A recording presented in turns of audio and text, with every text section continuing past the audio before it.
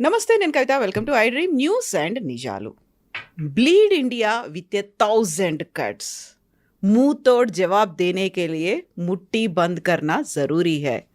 ఈ రెండు డైలాగ్స్ ఇప్పుడు దేశవ్యాప్తంగా చర్చనీయాంశమయ్యాయి, ప్రపంచాన్ని షేక్ చేస్తున్నాయి. మనం దురంధర్ సినిమా గురించి మాట్లాడుకోబోతున్నాం. నిజంగా 3 గంటల 40 నిమిషాల సినిమాలో చూపించిందంతా నిజమేనా? పొలిటికల్గా వాడుకోవాలని చూస్తున్నారా? జియో పాలిటిక్స్ కోసం ఈ సినిమాని ఉపయోగించుకుంటున్నారా? మనతో పాటుగా ఉన్నారు సీనియర్ జర్నలిస్ట్ సురేష్ కొచ్చాతిల్ గారు. సార్ నమస్తే. మనం ఒక రెండొక సినిమా గురించి మనం మాట్లాడుకుంటున్నాము. ఎస్. సో దురంధర్ అనే సినిమా అనేది ఇప్పుడు యాక్చువల్గా పాకిస్తాన్లో ఉన్నటువంటి సిచ్యువేషన్ని చెప్పడం కాదు, భారతదేశంలో ఉన్నటువంటి సిచ్యువేషన్స్ అండర్లయింగ్గా పేర్లని మెన్షన్ చేయకుండానే అక్కడ క్యారెక్టర్స్ ఎవరు, సిచ్యువేషన్స్ ఏంటి, ఎవరి గురించి మాట్లాడుకుంటున్నారు అన్నీ చెప్తోంది. నిజంగా దురంధర్ ఇప్పుడు ఎందుకు వచ్చింది, దాని గురించి మనం ఎందుకని మాట్లాడుకోవాలి? నేను ఈ సినిమా చూడడానికి చాలా రోజుల నుంచి, అంటే రిలీజ్ అయినప్పటి నుంచి చాలామంది నాకు మెసేజ్ పంపిస్తున్నారు, సురేష్ గారు మీరు చూసారా లేదా, దాని తర్వాత ఒక రివ్యూ రాయాలి మీరు అని చెప్పారు, రివ్యూ షోస్ చేయమన్నారు. సో కొన్ని ఛానల్స్ అడిగారు, నేను చెప్పాను నేను ఇంకా చూడలేదు, ఎందుకంటే 3 గంటల 40 నిమిషాలు అంటే నాకు చాలా ప్రెషియస్ టైం అది. బహుశా 3 ఇంటర్వ్యూలు చేయొచ్చు అయిపోతాయి. సో కానీ నేను సాయంత్రం లాస్ట్ మినిట్ డిసైడ్ చేసి జూబ్లీ హిల్స్ బయలుదేరి లాస్ట్ టైం చూసుకుంటూ వెళ్తున్నాను థియేటర్లు, ఎందుకంటే ఆల్మోస్ట్ ఒక 20 థియేటర్లు నడుస్తుంది షో. అది ఒక్కొక్క థియేటర్లో 10 షోలు ఉన్నాయి, కొన్ని థియేటర్లు అయితే. లాస్ట్ కవాడి కూడా చేరుకున్నప్పుడు ఎగ్జాక్ట్లీ 4:45 షో ఉంది. సో సత్వాలో వెళ్ళి సినిమా చూసాను, అప్పుడే బుక్ చేసుకొని వెళ్ళాను. బాగుంది sir, this no doubt about it. చాలా మటుకు we can relate to the cinema. మీరు చెప్పినట్లు ఒక డిస్క్లైమర్ ముందే పెట్టేస్తే 3 గంటల 40 నిమిషాలకి మీరు కూర్చోవాల్సిన మీకు పేషెన్స్ ఉండాలి ఒకటి. రెండవది వైలెన్స్, బ్లడ్ షెడ్, ఎందుకంటే ఆఫ్కోర్స్ అడల్ట్స్ మూవీయే, కానీ మీ ఫ్యామిలీతో వెళ్తే కూడా మీరు వైఫో లేకుంటే మీ మిగతా సిస్టరో బ్రదరో వాళ్ళ మదరో ఫాదర్ని వాళ్ళు కూడా తట్టుకోవాల్సిన కొన్ని సీన్స్ ఉన్నాయి దాంట్లో, తట్టుకోలేరు వాళ్ళు. చాలా బ్లడ్ కర్డ్లింగ్ ఉన్నాయి. దాని తర్వాత లిబరల్ గాలీస్, పంజాబీ గాలీస్ అక్రాస్ ద బోర్డ్ నడుస్తున్నాడు, ఎందుకంటే పష్తూన్ వైపు కదా, అటువైపు Pakistan same culture. Even censor cuts ఉన్నా.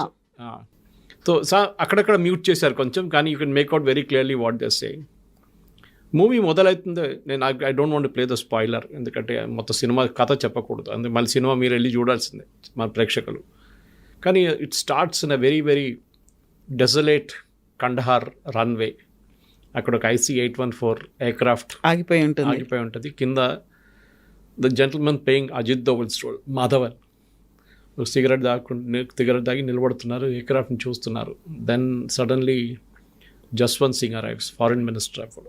హీ అరైవ్స్ అండ్ డిసిషన్ చెప్తున్నారు, క్యాబినెట్ డిసిషన్ ఏం జరిగింది. వాళ్ళు ముందు 30 టెర్రరిస్ట్ని అడిగారు, తర్వాత అజిత్ దోవల్ గారు మాట్లాడి దాన్ని 3 తగ్గించారు. At that point Ajit Doval చెప్తారన్నమాట, ఈ 3 కూడా నేను తగ్గించి 0 కూడా చేయొచ్చు, మీరు నాకు టైం ఇస్తే చాలంటే, then we don't have time అని చెప్తే, దాని తర్వాత చాలా మటుకు ఎయిర్క్రాఫ్ట్ లోపల నడిచే కొన్ని బ్లడ్ కర్డ్లింగ్ వైలెన్స్ చూపిస్తారు. దాని తర్వాత the scene shifts to Delhi. దాంట్లో 3 మేజర్ ఇన్సిడెంట్స్ చూపించారు. అంటే భారతదేశంలో pre-2014, post-2014 ఒక డిఫరెన్స్ చూపించింది. ఇన్ఫాక్ట్ ఆ సినిమాలో ఒక డైలాగ్ ఉంది, ఒక టైంలో ఇంటెలిజెన్స్ రిపోర్ట్ తీసుకొస్తారు, రాక్ అక్కడి నుంచి వచ్చిన ఇంటెలిజెన్స్ రిపోర్ట్ తీసుకొచ్చి అజిత్ దోవల్ గారి దగ్గరికి ఇస్తే, యాక్షన్ తీసుకోవాలి సార్ మనమని అసిస్టెంట్ చెప్తారు. ఆయన అసిస్టెంట్ నహీ కర్ సక్తే, హిందీలో చెప్తారు, చేయలేం మనం. కానీ ఒకరోజు ఒక గవర్నమెంట్ వస్తుంది, ఆ గవర్నమెంట్ ఇప్పుడు చేద్దాం. That is a very subtle indication that Modi government వచ్చిన తర్వాత కథ మారిపోయిందని. ఇన్ఫ్యాక్ట్ సినిమాలో చాలా ప్లేసెస్లో, ఒకటి IC-814 గురించి చెప్పాను మీకు, అది కాకుండా పార్లమెంట్ అటాక్ చూపించారు, దాని కాకుండా 26/11.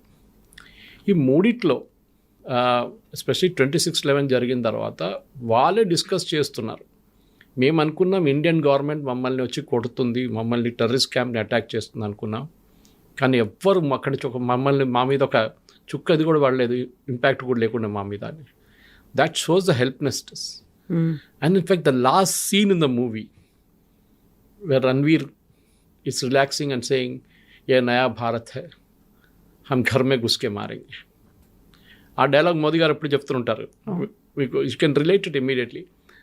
మనకి ఎప్పుడు హిస్టరీ చూపిస్తే చాలామందికి అది బాధ అనిపిస్తుంది.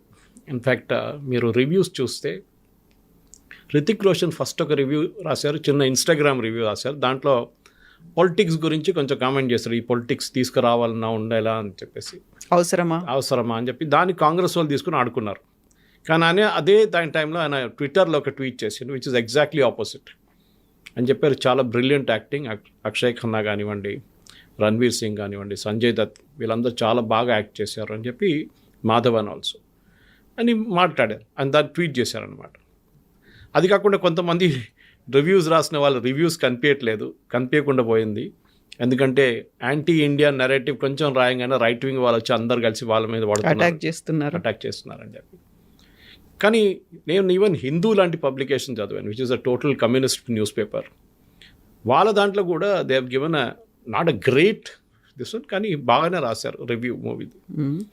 మనం ఎప్పుడైనా మూవీ చూసేటప్పుడు ఒకటి ఆబ్జెక్టివ్గా చూడాల్సింది ఏంటంటే రియాలిటీతో సమానం ఉందా, ఏమన్నా is it any connection with reality అంటే ఈ సినిమాలో చాలా మటుకు రియాలిటీతో కనెక్షన్స్ ఉన్నాయి చాలా చోట్ల. You can easily relate it. Benazir Bhutto photo, Zardari మాట్లాడుతున్నది కొంచెం పేరు ఎక్కడెక్కడ మార్చేసి పేర్లు పెడతారు వాళ్ళు, కానీ you can easily Pakistani politics, కరాచీలో ఉన్న పాలిటిక్స్, ల్యారీలో ఉన్న పాలిటిక్స్, అక్కడ ఓవరాల్ ఆర్మీ ఐఎస్ఐ కనెక్షన్స్, అది కాకుండా అక్కడ మనోళ్ళు వెళ్ళి భారతదేశాన్ని ఎవరైనా వెళ్ళి వాళ్ళు పట్టుకుంటే వాళ్ళని ఎట్లా ట్రీట్ చేస్తారు ఇదంతా చూపిస్తారు. ఇన్ఫ్యాక్ట్ ట్రైలర్లో మీకు కనిపిస్తుంది అట్లాంటి కొన్ని సీన్స్ కూడా. సో ఓవరాల్ దురంధర్ చూస్తే మన దగ్గర ఇప్పుడు కాశ్మీర్ ఫైల్స్ వచ్చింది, దానికన్నా ముందు మనం చూసాం సర్జికల్ స్ట్రైక్ చూసాం, ఉడి, దట్ ఈస్ రియాలిటీ అగైన్. ఎందుకంటే జరిగిన ఇన్సిడెంట్ చూపించారు. ఇది ఒక ట్రెండ్ ఇప్పుడు భారతదేశం. And Aditya Dhar was the same director, Uri director కదా ఇక్కడ కూడా చేసింది. సో ఆ ట్రెండ్ ఏంటంటే మన దగ్గర జరిగిన ఇన్సిడెంట్స్ని మళ్ళీ చూపించడం ఒక ట్రెండ్ ఉంటుంది. ఫర్ ఎగ్జాంపుల్ ఇప్పుడు బంగ్లాదేశ్ వార్ 1971 మన Gulzar daughter has shown, Magna, ఆమె షూట్ చేసిన శామ్ మనెక్షాస్ పర్స్పెక్టివ్, శామ్ బహదూర్ అని చెప్పి.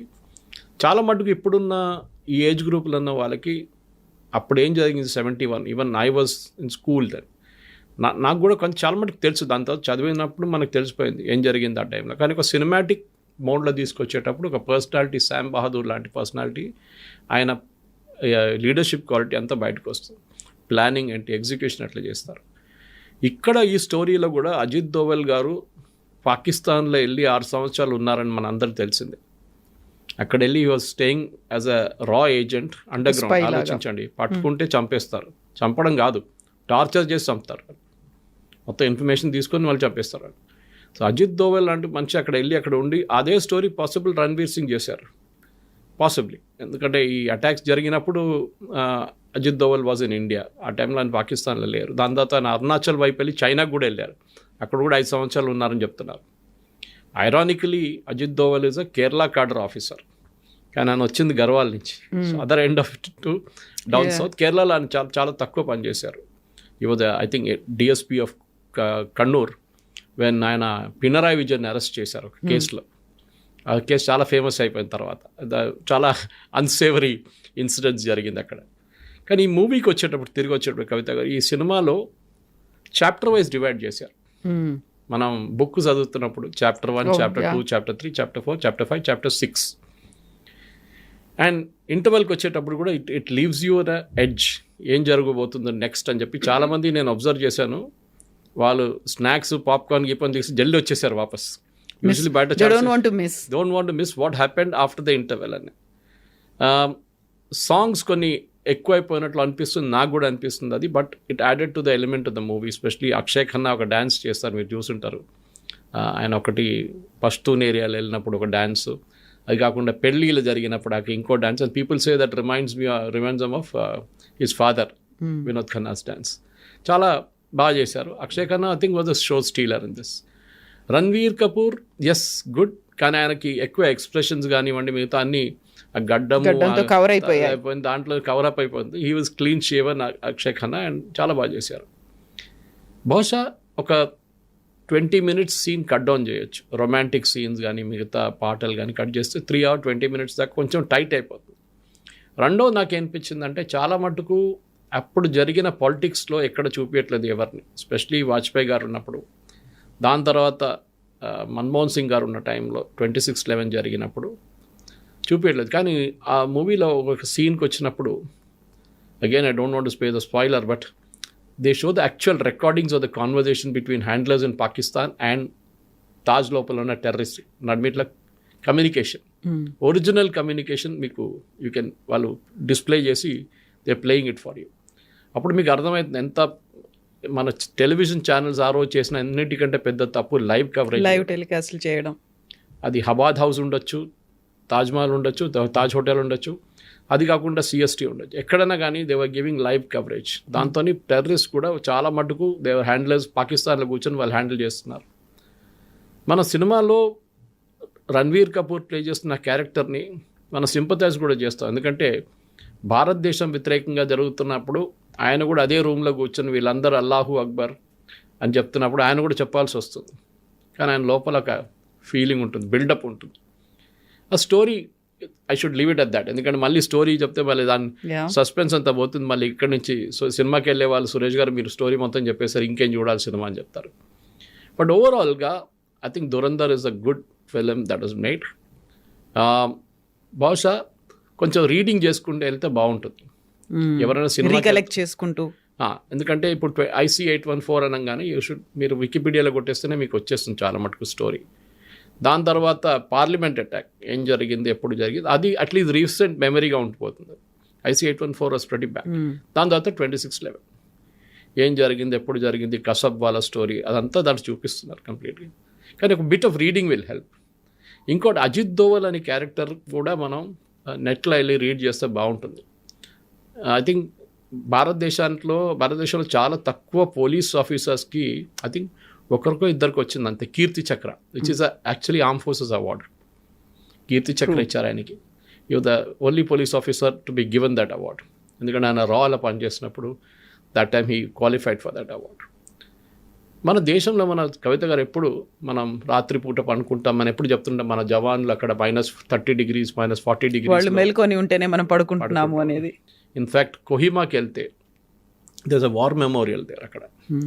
అక్కడ చాలా ఒక పెద్ద సెకండ్ వరల్డ్ వార్లో ఒక పెద్ద బ్యాటిల్ జరిగింది. Battle of the tennis court అని చెప్పి. టెన్నిస్ కోర్ట్ అవతల జాపనీస్, యువతల బ్రిటిష్ సోల్జర్స్. బ్రిటిష్ అంటే ఇండియన్ ఆర్మీ సోల్జర్స్. అటువైపు INA వాళ్ళు కూడా కొంతమంది ఉన్నారు. కానీ ఆ టైంలో ఆ బ్యాటిల్లో INA వాళ్ళు లేరు. చాలా బ్లడీ బ్యాటిల్. టెన్నిస్ కోర్ట్ అంతా అక్కడి నుంచి వాళ్ళు వీళ్ళ మీద ఫైర్ చేస్తాం, ఇక్కడి నుంచి వీళ్ళు వాళ్ళ మీద ఫైర్ చేస్తాం. ఐ థింక్ 48 గంటలతో నడిచింది అది battle. And 600 people something were killed in that battle. నాకు ఎగ్జాక్ట్ నెంబర్ గుర్తులేదు. అక్కడ ఒక మెమోరియల్ ఉంది. వెన్ యూ ఇంగ్లీష్ చెప్తున్నాను, you can Telugu people can understand that, Telugu speaking audience. When you go home tell them about today. అంటే మీరు ఇంటికి వెళ్ళినప్పుడు ఈ రోజు ఏం జరిగిందో చెప్పండి. So we gave our today for your tomorrow. అవును, ఈరోజు మా రోజుని మేము కోల్పోయాము, రేపు మీకు భవిష్యత్తు ఇవ్వడానికి. అది so we sacrificed our lives మీకోసం అన్నమాట. That is very emotional. ఎందుకంటే ఆ జరిగిన దాంట్లో హిస్టరీ ఎప్పుడు మర్చిపోకూడదు మనం. చాలా మటుకు చెప్తా అయిపోయింది కదా, మళ్ళీ అప్పుడు జరిగిన IC 814 ఎందుకు, అప్పుడు వాజ్పేయి గారు అప్పుడు ఉన్న గవర్నమెంట్ ఎందుకు అగ్రీ చేశారు, రిలీజ్ చేయడానికి ఎందుకు అగ్రీ చేశారు, చాలామంది డిబేట్లు జరిగినాయి. దీనికన్నా ముందు ఆ ఇన్సిడెంట్ జరిగిన టైంలోనే నేను కూడా కొన్ని ఆర్టికల్స్ రాశాను అప్పుడు దాని గురించి. That why did we release so many terrorist. That's a good point.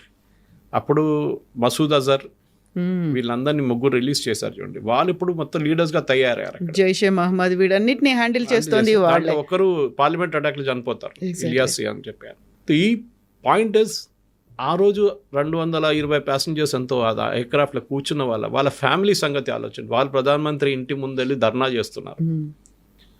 ఏదైనా తప్పు జరిగితే 230 మందిని వాళ్ళు బాంబ్తో పేల్చేస్తారు కంప్లీట్గా. అందరికి తెలిసిందే అది.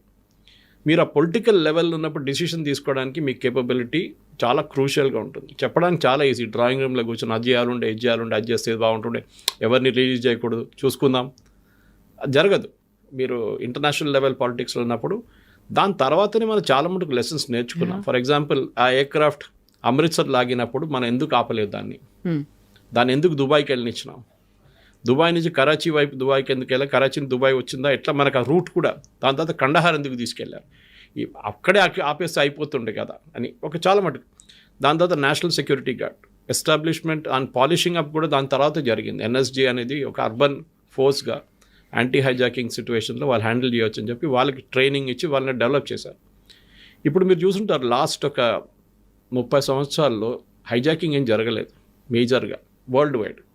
అక్కడక్కడ చిన్న చిన్న చుట్టూ గట్ల కానీ మేజర్ హైజాకింగ్స్ ఎక్కడ జరగలేదు. కానీ పానామ్ కానివ్వండి, దాని తర్వాత ఎంటెబేకి తీసుకెళ్ళిన ఎయిర్ ఫ్రాన్స్ ఎయిర్క్రాఫ్ట్, మన ఇదీ అమీన్ ఉన్నప్పుడు పాలస్తీనియన్ టెర్రరిస్ట్ తీసుకెళ్లారు ఇజ్రాయలీ హాస్టేజెస్ని, బ్యాటిల్ ఎట్ ఎంటెబే అని చెప్పి చాలా మంచి ఫిలిం కూడా వచ్చింది దాన్ని. ఒక మోడర్న్ సివిలైజేషన్లో మనం బతుకుతున్నప్పుడు టెర్రరిస్ట్ గ్రూప్తో ఉన్నప్పుడు చాలా మటుకు స్టోరీస్ ఇట్లా వస్తుంది మనకి. మీరు ఇజ్రాయలీ మొసాడ్ స్టోరీస్ చూసి టెలివిజన్ చాలా ఉన్నాయి యూట్యూబ్లో. వాళ్ళు ఒక్కొక్క టెర్రరిస్ట్ని ఎట్లా చంపారు, యుఎస్ సులేమానీని ఎట్లా చంపారు, Iranian scientist, there lot of such stories. కానీ దురంధర్ అనేది ఒక ఫ్లాష్ బ్యాక్ లాగా మనకి, that we're bringing it back.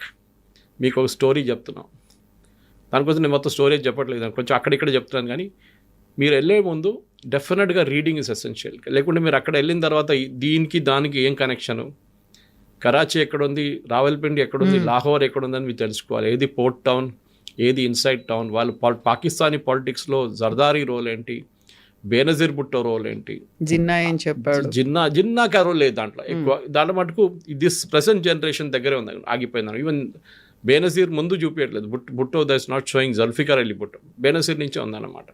కానీ బేనజీర్ని కూడా చూపించలేదు, ఇట్స్ ఓన్లీ షోయింగ్ జర్దారీ. కానీ పాకిస్తానీ పాలిటిక్స్ చూపిస్తున్నారు, అక్కడున్న గేమ్ ఎట్లా ఆడతారు వీళ్ళని చెప్పేసి. రొమాంటిక్ ఇంటర్వ్యూడ్స్ కొంచెం ఉంది, possibly that could have been avoided. అది అవాయిడ్ చేస్తే కొంచెం సీరియస్ మూవీ అయిపోతుంది. కొంతమంది నేను డిస్కస్ చేస్తే ఏమన్నంటే మళ్ళీ డాక్యుమెంటరీ లాగా అయిపోతుంది కదా, సినిమా లాగా ఉండదు కదా అంటే, సరే ఓకే ఏం చెప్తారు, ఒక సినిమాటిక్ లిబర్టీ అని చెప్పొచ్చు రొమాంటిసిజం పెట్టడం అంతా. కానీ అది కొంచెం డైల్యూట్ చేసింది సినిమాని. అది లేకుంటే ఇంకా చాలా సీరియస్ మూవీగా ఉండిపోతుండే. స్టోరీ టెల్లింగ్లో ఐ థింక్ చాలా బాగా చేశారు. Screen play is return brilliantly. పాటలు కూడా చాలా బాగున్నాయి. వీ మైట్ ఆ సినిమా చూస్తున్నప్పుడు మన పాట మీద ఎక్కువ కాన్సన్ట్రేట్ చేయం, కానీ తర్వాత మన పాట వింటున్నప్పుడు చాలా మటుకు పంజాబీ స్టైల్లో, పంజాబీ మ్యూజిక్లో పష్టూన్, అటువైపు ఉన్న పష్టూన్ మ్యూజిక్లో అని వాళ్ళది ఏం చెప్తారు, వాళ్ళ ట్రైబల్ ఫోక్లోర్ అని అట్లాంటి చాలా మటుకు చూపించి చాలా బాగా చేశారు. అంటే మన ఇండియన్స్ కూడా అదొక ప్రాసెస్ ఆఫ్ డిస్కవరీ అది. ఎందుకంటే చాలా మటుకు మనకి పాకిస్తాన్ అనగానే పాకిస్తాన్ అనుకుంటాం, కానీ there is a Pakistani Punjab, Gujarat, Sindh, and then there is a Khyber Pakhtunkhwa అటువైపు. అన్ని lawless places. Khyber Pakhtunkhwa and all అక్కడ టిపికల్ ఆఫ్ఘనిస్తాన్ స్టైల్లో ఉంటుంది. కానీ ఇక్కడ ఈవెన్ ఏం చెప్తారు, చూపించిన లొకేల్స్ కూడా చూసి చాలా మటుకు మనకి రియల్ పాకిస్తాన్ అనిపిస్తుంది ఒక్కొక్కసారి. చాలా మటుకు ఏఐ యూజ్ చేశారు దాంట్లో, అదన్నీ చేశారు. కానీ లదాఖ్, బహుశా లదాఖ్ ఉంది, ఎందుకంటే నేను కొన్ని షార్ట్స్ చూసినప్పుడు కనిపించినప్పుడు నాకు లదాఖ్ కనిపించింది దాంట్లో. You can make out it's very clear. కానీ ఓవరాల్ దురంధర్ అనే సినిమాకి ఇప్పుడు collection, I think box office collection నిన్న దాకా 180 కోట్లు కలెక్ట్ అయినాయి. న్యాచురల్లీ జియో వాళ్ళు చాలా బాగా ప్రమోట్ చేస్తారు, వాళ్ళ దగ్గర బడ్జెట్ ఉంది ప్రమోట్ చేయడానికి. కానీ స్టోరీ టెల్లింగ్లో నేషనల్ అవార్డు వస్తుందనే కానీ ఐ డౌట్ నేషనల్ అవార్డు. కానీ సినిమాకి ఒక అవార్డు రావాల్సింది, స్టోరీ టెల్లింగ్కి ఒక అవార్డు, స్క్రీన్ ప్లే బహుశా, ఎందుకంటే చాలా బాగుంది screen play, and camera work is awesome, దాంట్లో డౌటే లేదు. బట్ ఇప్పుడున్న దాంట్లో కెమెరా ఎక్కడ ఆగిపోతుంది, ఎక్కడ స్టార్ట్ అవుతుందో మనం చెప్పలేము. So it is a possibility. కానీ చాలా బాగుంది సినిమా. కవిత గారు, మన ప్రేక్షకులు అందరు వెళ్ళి చూడాల్సిందే. సబ్ టైటిల్స్ ఉంది ఇంగ్లీష్లో, సో మీరు even if you don't understand Hindi, మీకు అక్కడ వెళ్ళినప్పుడు సబ్ టైటిల్స్ చూసుకొని మీకు సినిమా తెలిసిపోతుంది. మళ్ళీ ఓటీటీలో వచ్చే తర్వాత చూద్దామంటే నాకు డౌట్ ఉంది ఇది ఓటీటీలో వస్తుందా అని. ఎందుకంటే ఏ మూవీస్ ఎప్పుడు ఓటీటీలో రాదు, యూజువలీ రాదు అది, లేకుంటే వాళ్ళు కట్ చేస్తారు చాలా మటుకు, ఎందుకంటే పిల్లలు కూడా చూడొచ్చు కదా అని చెప్పేసి. సో బహుశా ఓటీటీకి వచ్చే ముందే మీరు థియేటర్లో వెళ్ళి చూస్తే బాగుంటుంది. అండ్ ఐ థింక్ ఫ్యామిలీని తీసుకెళ్తున్నాడు, ఒకసారి స్టాట్యూటరీ వార్నింగ్ ఇచ్చి తీసుకెళ్ళండి. సిగరెట్గా ఇస్తారు కదా వార్నింగ్, అట్లనే too much of violence and too much of gaalis, MCBC గాలీలు చాలా ఉన్నాయి దాంట్లో. అండ్ ఎస్, కొన్ని వైలెన్స్ అయితే మనం తట్టుకోలేము, అంత ఘోరంగా చూపించారు దాంట్లో. ఎట్లా సెన్సార్ బోర్డు సిజర్ ఎస్కేప్ అయింది, I was wondering how it escaped అనేది చాలా మటుకు. But overall it's good movie, there is no doubt. చూడాల్సిన సినిమాని మిస్ చేయకండి. సరే నాకు 3 గంటల 40 నిమిషాలు ఎట్లా కూర్చుంటాను, దాని తర్వాత 10 నిమిషాలు ఇంటర్వ్యూలు అయితే almost 4 hours. But it's wonderful movie, you should watch it. ఇంతసేపు మనం పాకిస్తాన్ వైపు నుంచి మాట్లాడుకున్నప్పుడు, దెన్ వాట్ అబౌట్ మన దగ్గర ఉన్నటువంటి ఇంటర్నల్ పాలిటిక్స్ అనేది కూడా, ఫేక్ కరెన్సీ దగ్గర నుంచి మాట్లాడుకుంటే, అండ్ నోట్ బంద్ కావచ్చు, లేకపోతే డిమానిటైజేషన్లో లాంగ్ క్యూస్లో వెయిట్ చేయడం అనేది కూడా, ఎంతసేపు మనం పాకిస్తాన్ యాంగిల్ నుంచి చూస్తామా, ఇంటర్నల్గా they didn't name any party, ఈ పర్టికులర్గా ఈ లీడరో లేకపోతే ఈ పార్టీయో అది మాట్లాడకపోయినప్పటికీ వీ కెన్ రికలెక్ట్ ఇండికేషన్స్ కొన్ని హింట్స్ ఇస్తూ ఉన్నారు. డెలిబరేట్గా చేసినటువంటి ప్రయత్నమేనా అది? అవును, హిందీలో అంటారు సమజ్దార్ కో ఇషారా కాఫీ అంటారు. నిన్న రాత్రి ఒక చిన్న ఇన్సిడెంట్ జరిగింది. నేను ఇది ట్వీట్ చేశాను. సినిమా చూసి వచ్చి రాత్రి 1 గంటకు అనుకుంటా, 12 గంటలకు 1 గంటకు ట్వీట్ చేశాను. సినిమాలో ఒక సీన్ ఉంది మీరు చెప్పినట్లు, అది నేను దీంట్లో చెప్పలేదు కానీ కరెన్సీ నోట్స్ గురించి, భారతదేశంలో వస్తున్న ఫేక్ కరెన్సీ గురించి, దాని ఆరిజిన్ ఎక్కడి నుంచి అని చూపిస్తారు. పాకిస్తాన్లో ఐఎస్ఏ వాళ్ళకి యూనిట్ ఉంది, వాళ్ళు అక్కడి నుంచి ప్రింట్ చేసి 500 నోట్ పంపిస్తున్నారు, 500 ఓన్లీ. అప్పుడు మీకు అర్థమవుతుంది మోదీ గారు 500 డిమానిటైజేషన్ చేశారు. దాని తర్వాత ఇవాళ దాకా కాశ్మీర్ వ్యాలీలో ఫ్రైడే ప్రేయర్స్ తర్వాత ఎప్పుడు చూసినా రాళ్ళు విసురుతారు పిల్లలు, చిన్న చిన్న పిల్లలు కూడా. అది కాకుండా ఆర్మీ ఆపరేషన్ జరుగుతున్నప్పుడు కూడా రాళ్ళు విసురుతారు వాళ్ళు వచ్చి. ఇప్పుడు మీరు అట్లాంటి ఒక్క ఇన్సిడెంట్ కూడా వినలేదు డిమానిటైజేషన్ తర్వాత. మీకు చాలామంది చెప్పొచ్చు అలా లాజిక్, డిమానిటైజేషన్ ఫెయిల్ అయింది, ఇప్పుడు కూడా చాలా మటుకు 500 నోట్ కరెన్సీ ఇప్పుడు కూడా ఉంది కదా అంటే, ఎస్ అది ఎప్పుడు ఉంటుంది. ఇవాళ పాకిస్తాన్ కాకపోతే ఇంకెక్కడ ప్రింట్ చేసి వాళ్ళు పంపిస్తారు. ఎందుకంటే వాళ్ళకి ఏంటంటే ఇండియన్ ఎకానమీని డీస్టెబిలైజ్ చేయడం వాళ్ళ స్ట్రాటజీ.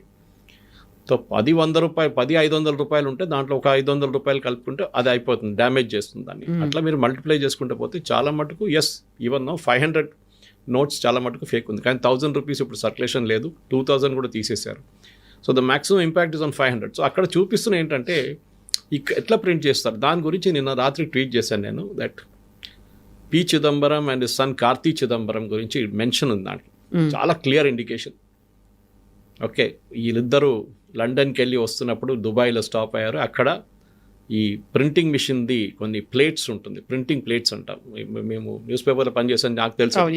ప్లేట్స్ ఉంటుంది, అల్యూమినియం ప్లేట్స్. అది చాలా హై సెక్యూరిటీ ప్లేట్స్ ఉన్నప్పుడు చాలా హై సెక్యూరిటీ ఉంటుంది దానికి. ఎవరు బయట దాన్ని వాళ్ళు వాడుకోరు ఎవరు. ఆ కంపెనీ మనకి ఇచ్చిన తర్వాత మన హైదరాబాద్లో ప్రింటింగ్ ప్రెస్ ఉండే ముందు, కానీ ఇప్పుడు ఇక్కడ అక్కడ కాయిన్స్ మింట్ చేస్తున్నారు. కానీ నాసిక్లో ఒక ప్రింటింగ్ ప్రెస్ ఉంది మనకి.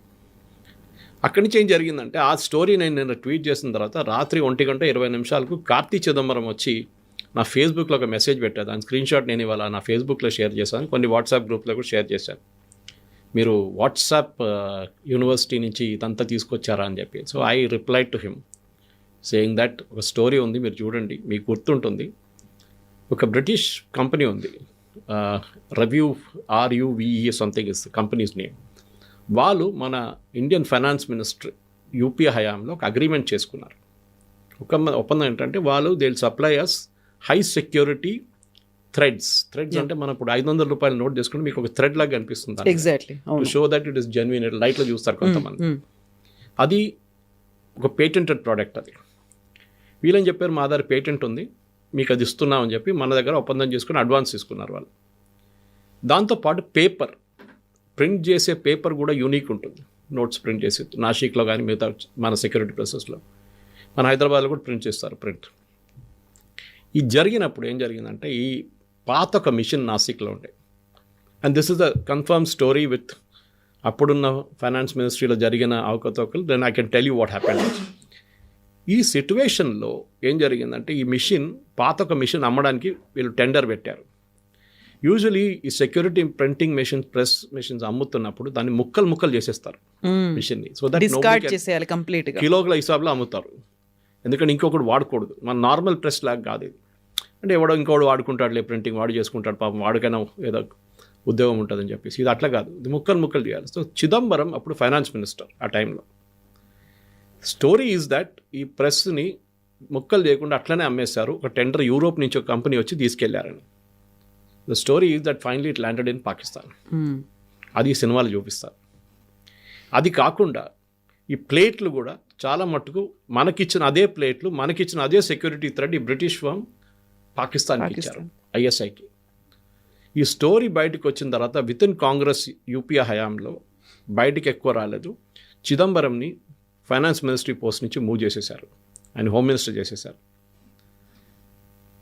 ప్రణబ్ ముఖర్జీ గారిని తీసుకొచ్చారు. ఆయన రాగానే ఏం చేయండి, ఫస్ట్ ఈ కాంట్రాక్ట్ క్యాన్సిల్ చేసేసాడు, బ్లాక్ లిస్ట్ చేసేసిండు ఆ కంపెనీ, బ్రిటిష్ కంపెనీ. మీతో ఏం రిలేషన్షిప్ లేదు, మీ దగ్గర ఏమైంది దాని మొత్తం నాకు రిటర్న్ చేసేసేయండి అని చెప్పారు. దాని తర్వాత 2 సంవత్సరాలు ప్రణబ్ ముఖర్జీ గారు ఉన్నప్పుడు దాకా పాకిస్తాన్లో మళ్ళీ ప్రింటింగ్ అంతా ఆగిపోయింది కొన్ని రోజులకి. మీరు బిలీవ్ చేయరు. మీరు అడిగారు కదా, మన దేశంలో ఇన్ఫ్యాక్ట్ దాంట్లో ఒక డైలాగ్ ఉంది, అప్నే దేశ్కే దుష్మన్ జాదా హై, పాకిస్తాన్తో దూసరా హై.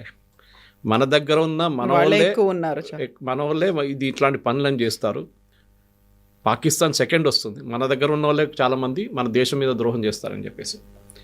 సో ఆ ప్రణబ్ ముఖర్జీ గారు 2 సంవత్సరాలు ఉన్న తర్వాత అతన్ని for him they promoted him as the president of India. It is very controversial. మీకు గుర్తుంటుంది కవిత గారు, హీ డింట్ అగ్రీ. ఆయన వద్దని, నాకు ప్రెసిడెంట్షిప్ వద్దని చెప్పారు ఆయన. కాదు మీరు తీసుకోవాలి, లేకుంటే మిమ్మల్ని క్యాబినెట్ నుంచి తొలగించేస్తాం ఎట్లా అని చెప్పేసి. So he accepted fine with great deal of reluctance. చిదంబరంని మళ్ళీ తీసుకొచ్చారు ఫైనాన్స్ మినిస్టర్గా. ఎవరు చేపించారు, ఎందుకు చేపించారు, గాడ్ ఓన్లీ నోస్. వెనకాల ఎవరున్నారు మీరు ఆర్వీఎస్ మణి గారి దగ్గర అడగాల్సి వస్తుంది, ఎవరు చేశారు. ఆయన పుస్తకాలు రాసి ఉంటారు దీని గురించి అంతా. ఈ wrote about the myth of Hindu terror, 26/11 ఎవరు చేపించారనేది ఆయన చాలా పుస్తకాల విత్ ప్రూఫ్ చెప్పారు ఆయన. ఇదే చిదంబరం పేరు అక్కడ కూడా ఉంది. చిదంబరం వచ్చిన తర్వాత ఇమీడియట్గా ఫస్ట్ ఆయన ఏం చేశారంటే ఈ కాంట్రాక్ట్ మళ్ళీ రిన్యూ చేశారు. బ్లాక్ లిస్ట్ చేసిన కంపెనీని ప్రణబ్ ముఖర్జీ గారు మళ్ళీ వాళ్ళని ఆ కాంట్రాక్ట్ని రిన్యూ చేశారు. మళ్ళీ వాళ్ళు స్టోరీ మొదలుపెట్టారు. భారతదేశానికి అదే ప్లేట్లు పంపిస్తారు, పాకిస్తాన్కి అదే ప్లేట్లు పంపిస్తారు, మనకిచ్చిన సెక్యూరిటీ థ్రెడ్ వాళ్ళకి ఇచ్చేస్తారు. మోదీ గారు రాగానే ఫస్ట్ ఏం చేశారంటే డిమానిటైజేషన్ ప్రాసెస్లో ఆ డిజైనే మార్చేశారు ప్లేట్ది కంప్లీట్గా. అండ్ ఈ బ్రిటిష్ ప్రెస్తో అసలు సంబంధం లేదు, క్యాన్సిల్ చేసి పడేశారు మొత్తం కాంట్రాక్ట్. ఇది డిమానిటైజేషన్ స్టోరీ. అక్కడ ఆ సినిమాలో చూపిస్తారు. డిమానిటైజేషన్ చూపించారు కానీ ఎట్లా అక్కడి నుంచి కరెన్సీ నోట్స్ ఖతార్కి వెళ్తుంది, ఖతార్ నుంచి ఒక స్పెషల్ ఎయిర్క్రాఫ్ట్ నేపాల్కి వస్తుంది, నేపాల్ నుంచి మన ఉత్తరప్రదేశ్ వైపు ఉన్న బార్డర్ నుంచి దాన్ని ఇండియా లోపల పుష్ చేస్తారు ఫేక్ నోట్స్. పెద్ద జరిగిన స్టోరీ అది సినిమాలో చూపిస్తున్నారు. మనం కూడా అర్థం చేసుకోవాలి ఎందుకు జరుగుతుంది, ఏం జరుగుతుంది అనేది. ఫేక్ నోట్ స్కాండల్ ఎందుకు డిమానిటైజేషన్ తర్వాత కాశ్మీర్లో అక్కడ టెర్రరిస్ట్ ఇన్సిడెంట్స్ కానీ మోస్ట్ ఇంపార్టెంట్లీ స్టోన్ థ్రోయింగ్ ఎందుకు ఆగిపోయింది, అది డిమానిటైజేషన్ కనెక్షన్. అది కూడా సినిమాలు చాలా బాగా చూపించారు. And I think it's a good wake up call. దాని తర్వాత ఈ ట్వీట్ చేసిన తర్వాత నేను చెప్పినట్లు కార్తీ చిదంబరం 1:20 పొద్దున్న నాకు మెసేజ్ పెట్టిండ్రు, వాట్సాప్ యూనివర్సిటీ నుంచి వచ్చి ఉంటుంది అంటే. I immediately challenged him saying that నేను మీకు ఇంకా డీటెయిల్స్ కావాలంటే అప్పుడున్న న్యూస్ పేపర్ ఆర్టికల్స్ అని పంపిస్తాను, మీరు చెప్పండి ఇది ఫేకా లేదా అని చెప్పండి అని. దాని తర్వాత he has not replied so far. So ఈ దురంధర్ మూవీ అనేది ఈ కాలంలో ఒక సెన్సేషన్ క్రియేట్ చేస్తుంది. ఎట్ ద సేమ్ టైం ప్రతిసారి ఇలాంటి మూవీస్ రిలీజ్ అయినప్పుడల్లా కూడా ట్రెమోర్స్ అనేవి కనిపిస్తూనే ఉంటాయి. తెలుగులో అయితే భుజాలు తడుముకోవడం అనేటువంటి ఒక కాన్సెప్ట్ ఉంటుంది. అది ఎవరిని ఉద్దేశించి తీసిన సినిమా, యాక్చువల్గా దాన్ని ఎవరికి కోరిలేట్ చేసుకోవాలి అనేటువంటిది. ఈ టైంలో ఇంత పెద్ద ఎత్తున రావడం వెనకాల కూడా ఒక ప్రొపగాండా అనేది ఉంది అనే వాళ్ళకి ఏం చెప్తారు? ఎలక్షన్ లేదు కదా ఇప్పుడు, ఏదో 2029లో వచ్చే ఎలక్షన్ ముందు 28కి వస్తే మీరు చెప్పొచ్చు yes, but there is a part 2 coming. దాంట్లో చూపిస్తారు, లాస్ట్ డేట్ కూడా పెట్టారు 2026, I don't forget the month. చూపిస్తారు 2026లో part 2 వస్తుందని. సో part 2లో ఏం చూపిస్తారని ఇప్పుడు చాలామందికి టెన్షన్ అయిపోతుంది. ఆదిత్య ధర్ ఏం స్క్రిప్ట్ రాస్తున్నారో, దాన్ని ఎవరెవరిని తీసుకొస్తున్నారు బయటికి అని. ఎందుకంటే చాలా మటుకు మనం అండర్ ద కార్పెట్ తోసేసాను జరిగిందంతా. నేను చిదంబరం గారి రోల్ దీంట్లో చెప్పినప్పుడు కాంగ్రెస్ వాళ్ళే మాట్లాడుతున్నారు దాని గురించి. ఆ టైంలో ప్రణబ్ ముఖర్జీ గారు మాట్లాడారు దాని గురించి. దాని తర్వాత ఆయనకి బీజేపీ వాళ్ళు వచ్చి ఆయనకి ఇచ్చిన రెస్పెక్ట్ ఇచ్చారు ప్రణబ్ ముఖర్జీ గారికి, భారతరత్న ఇవ్వడం అంతా. దాని ముందు కాంగ్రెస్ వాళ్ళు ఎప్పుడు చేయలేదు. ఆయన కాంట్రాక్ట్ క్యాన్సిల్ చేశారు.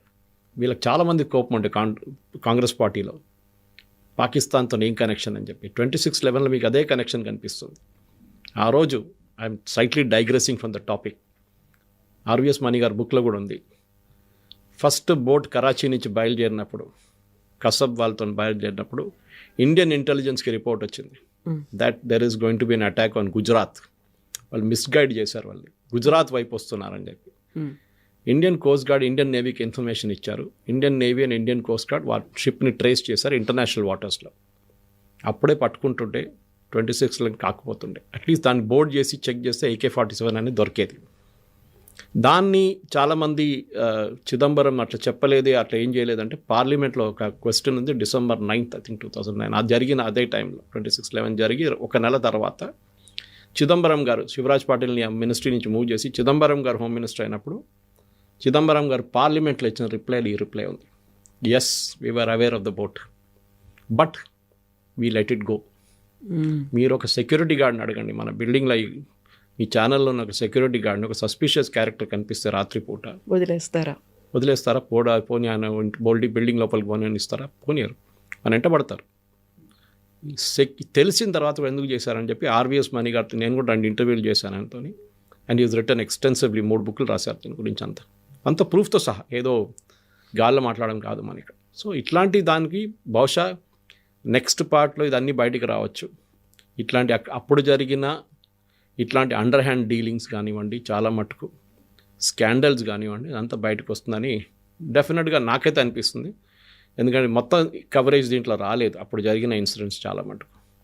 సంజౌతా బ్లాస్ట్ కానీ, జర్మన్ బేకరీ బ్లాస్ట్ కానీ, ఈవెన్ మాలేగాంవ్ బ్లాస్ట్ కానీ, చాలా మటుకు ఇన్సిడెంట్స్ ఎక్కడ జరిగింది, ఎందుకు చేశారు, ఎవరు చేశారు అనేది దాని వెనక పెద్ద కథ ఉంది. ఒకటి 26/11 జరిగిన రోజు 11:40 national security guard black cat commandos 80 మంది ఒక ప్లేన్లో ఢిల్లీలో కూర్చున్నారు, ready for departure for Mumbai. వాళ్ళని 2.5 గంటలు డిలే చేయించారు శివరాజ్ పాటిల్. వెళ్ళనీయలేదు. ఎందుకు? తర్వాత వచ్చిన ఎంక్వైరీలో అంతా బయటపడ్డది. కానీ ఇప్పుడు కూడా మోదీ గవర్నమెంట్ తప్పుపడుతున్నాను నేను. 26/11 దాకా ఎంక్వైరీ జరగాలండే. They should have been an enquiry, public enquiry. కానివ్వండి, పాకిస్తాన్కి చాలా మటుకు ఇన్ఫర్మేషన్ తెలిసిపోతుంది, తెలియనండి, నో ప్రాబ్లం. కానీ మన దగ్గర ఎవరెవరు మన దేశం మీద ద్రోహం చేశారో వాళ్ళని అందరినీ బయటకు తీసుకురావాలండే. వాళ్ళు ఇప్పుడు కూడా చాలా పెద్ద మనుషులుగా తిరుగుతున్నారు మన దేశంలో, వాళ్ళని ఎక్స్పోజ్ చేయాలి. అని ఈ సినిమా దురందర్ కూడా చాలా మటుకు అది చేశారు. మనం వర్కౌట్ చేయాల్సిన చాలా మటుకు అట్లనే మీరు చెప్పినట్ల పేర్లు చెప్పలేదు, సిచ్యువేషన్ చూపించారు, జరిగింది చూపించారు. So you have to work out and infer who it was for.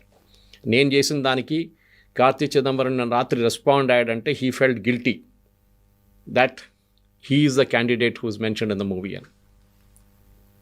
So వాళ్ళని వాళ్ళు చూసుకోగలుగుతారు. గిల్టీ ఫీలింగ్ అంటాం మన ఇంగ్లీష్లో, గిల్టీ ఫీలింగ్ వచ్చిందన్నమాట. అది కాకుండా చాలామంది ఆ సినిమాలు చూపించిన వాళ్ళు కూడా గిల్టీ ఫీలింగ్ ఉంటుంది.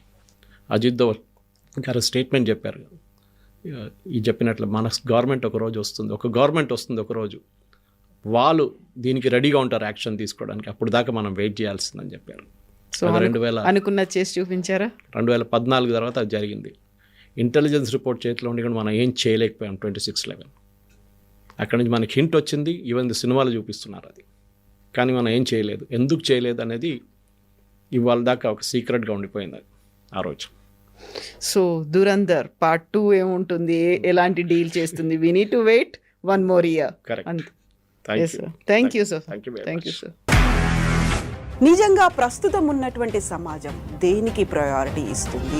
ఆర్థిక సంబంధాల చుట్టూ మాత్రమే తిరుగుతుంది. మళ్ళీ ఎన్నికలంగానే చాలా విరక్తి కలుగుతాను. మంచి అనిపిస్తుంది కదా, లేడీస్ కూడా ఛాలెంజింగ్ జాబ్స్ చేసినప్పుడు చాలా బాగుంటది. ట్రాఫిక్ అసిస్టెంట్స్ గా నియమించిన ట్రాన్స్జెండర్స్ అందరితో సాల్యూట్ చేయించుకుంటున్నారు. ఫుడ్ డెలివరీ ఇవ్వటానికి వెళ్ళినటువంటి డెలివరీ బాయ్ అనిల్ పై కళ్ళ ముందు పెళ్ళండి